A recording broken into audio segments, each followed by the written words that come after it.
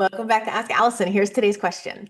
I have ADHD and struggle with organization and breaking down goals. I'm great with big ideas, but the details of running a practice feel overwhelming. Any advice on how to start with that in mind? So, great question. Before I answer it, I would like to thank our sponsor, Therapy Notes. I've talked about Therapy Notes for years and know their features by heart, but here's what truly sets them apart. First, they genuinely care about your experience. It's not just about troubleshooting. They actively implement user-suggested features like clinical outcome tracking, real-time insurance checks, and their AI feature Therapy Fuel. Everyone at Therapy Notes believes in the product and wants you to love it too. Plus, they're independently owned, which means no venture capital and no pressure to prioritize investors over customers. This independence allows them to keep prices fair, focus on innovation, and prioritize customer experience. With over 100,000 therapists already on board, they've proven you don't have to compromise success for quality. If you're ready to see for yourself, try Therapy Notes free for 2 months with the code ABUNDANT at therapynotes.com. Okay, I love this question because it's so real and it speaks to something that a lot of people feel, even if they don't have ADHD. But for those of you that do, starting and managing a practice can definitely come with extra layers of challenge. Not because you're not capable, but because the traditional, like organized therapist mold wasn't made for brains like yours. So let's talk about how to make this work in a way that fits you. The very first thing I recommend is downloading my Getting Started checklist. That's going to be today's free worksheet. It lays out all the essential tasks you need to handle in the earlier stages of your practice, like step by step, no overthinking necessary. And these are tasks nobody wants to do. I'll be honest with you. They're not hard, but they're annoying. Things like setting up your employee identification number and applying for a business license and choosing your EHR, all this admin-y stuff that feels small, but like there's so many of them, it adds up quickly. It can feel overwhelming. Whether you have ADHD or not, these are often the things that people procrastinate on. But here's the thing. You've already done so many boring but important things in your life. Like, think about it. You studied for the licensing exam, you wrote papers in grad school, maybe even learned SPSS. You've forced your brain through some truly unpleasant tasks to get where you are. Whatever you used back then to get through that, I want you to use it here in your practice. Some of the strategies I've seen work really well are body doubling. If this helps you do it, find a friend who's also starting a practice or just somebody who needs to catch up on notes and just sit together while you knock stuff out. You don't need to talk, just being in each other's presence, being intentional with what you're doing can really help tremendously. Time boxing, set a timer for 20 or 30 minutes and tell yourself you only have to focus for that long and then reward yourself when it's done. That could be getting out of the house or your office. That could be your favorite drink from the coffee shop, whatever. Accountability. Text a friend or post in a group when you complete something off the list so you can get those little hits of progress dopamine.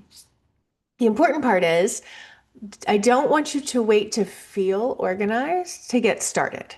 Start with one task at a time, whether you feel like it or not. You're building momentum, not perfection. Now, let's talk about what happens after you complete the checklist. Because the day-to-day ongoing stuff in private practice is often what's harder for ADHD brains, not necessarily the setup, but the maintenance. And this is where you need to start designing your systems. The best systems are the ones that work for you, not against you, and that you don't have to think about a lot. One of my favorite examples of this is from Erin, one of my students who has ADHD and runs a super successful private practice. What worked for her was creating spreadsheets that tracked things that she found genuinely interesting, like where her clients were coming from, which referral sources were working. It gave her some data-driven thing to focus on and helped her make really smart business decisions. Building routines around the parts of the business that she disliked the most based on what had worked for her in the past settings like grad school or agency life. She ended up just building in routines. That's something that I also have done with my notes, that I get my notes done before I can get up and pee between sessions. It works for me. Using templates and tools to automate or simplify anything repetitive, like her progress notes or her email replies. Y'all, we write the same email to newer potential clients all the time. Save it. Tweak it so that it is generalizable. And then you can just copy paste from your notes app if you're on your phone. And maybe most importantly, she outsourced early. So she asked herself, what do I keep putting off that doesn't have to be me doing it? Uploading blog posts, someone else can do that. Scheduling emails or formatting your newsletter, that can be delegated. You can hire a VA for way less than your hourly rate and take that mental weight right off your plate. So it's not about whether you can do these things, it's about whether you need to be the one doing them.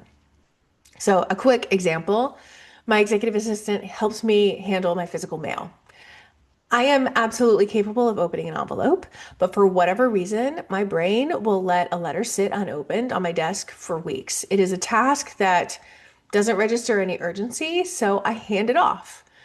And that's the point. I'm delegating without shame, something that sure I could do, but for whatever reason, I'm not doing. And also delegate smart. Please don't hand off your website copy or your blogs or your marketing strategy to a general marketing company that doesn't specialize in working with therapists. I've seen so many people waste thousands on content that totally misses the mark. If you hate social media, cool, don't use it. Pick a marketing method that works with your brain and your strengths. There are plenty of options. So let's talk tech. The right tech can take a ton of pressure off your executive functioning. So start by choosing an all-in-one EHR system like Therapy Notes, something that does billing, scheduling, notes, reminders, credit card processing, like all of it. You want it all in one place, not scattered across a bunch of platforms that you have to remember to check and manage separately. Will you save 0.5% using a different credit card processor? Maybe. But will you forget to bill sessions because it's not integrated into your EHR? Probably. And that lost revenue will be way more than whatever you saved with whatever fancy integration system you used. So take a couple of hours to explore your EHR's full feature set and use all the automations. It's also great for notes, like Therapy Notes lets you plop in um, either your last notes. You can also use their AI. So the EHRs have really great opportunities to make things simpler. Your future self is going to thank you. So let me give you a few more smart but powerful systems that make a big difference. Set recurring appointments. When a client starts weekly sessions, make it a recurring appointment in your calendar. That's something that I do. I let my clients know I work with people at the same time each week. Does Tuesday at 2 o'clock work for you ongoingly? It makes it much easier for them to ask off of work if they need to do that. Then if it's like sporadic and they have to ask on the fly. I know where my last job, I had to have 2 weeks notice to take time off work. So this just makes this easy for them. Um, Never schedule without your calendar in front of you. So whether you're calling someone back or you're replying to an email, make sure your calendar is open. You are 99% less likely to double book or drop a ball that way. And then batch anything repetitively. That could be, or repetitive. That could be notes, that could be emails, that could be billing. Batch them and get into a flow rather than switching tasks constantly. So, for example, Ask Allison's, I do the entire month's Ask Allison's in one shot. That's why I'm always wearing the same thing. So I get them all done in the same day, and that way it's handled. This is all about conserving your energy and reducing the number of decisions that you have to make in a day. Every single system you put in place buys you back time, mental bandwidth, and the capacity to do what actually lights you up. And here's what I want you to remember. Your ADHD will not keep you from running an amazing, organized, profitable private practice. You just have to find the right systems for your brain and give yourself time to figure out what works. To get started, our free checklist is the Getting Started checklist. It breaks down every early task in your private practice then to these little bite-sized, doable steps. So whether you love structure or you avoid it like the plague, it's going to give you a clear place to begin. You can DM me the word sheets and I'll send it to you along with links to all the other worksheets in the Ask Allison series. Again, that's sheets. Just send me a DM. I'll take care of the rest. If you're listening on the podcast, then you can hit the link in the show notes. All right, have a great week.